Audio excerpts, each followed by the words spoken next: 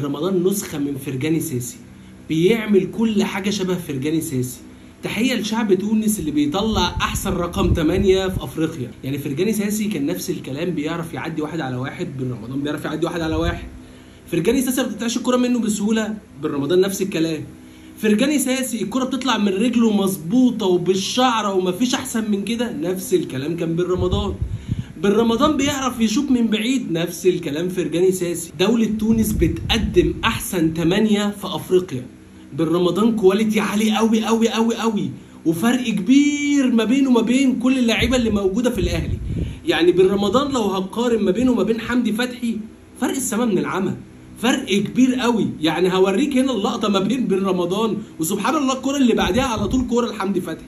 بن رمضان وحمدي فتحي، بن رمضان تاني وحمدي فتحي. شوف هنا حمدي فتحي بيطلع الكرة من رجله ازاي، وشوف بن رمضان بيطلع الكرة من رجله ازاي.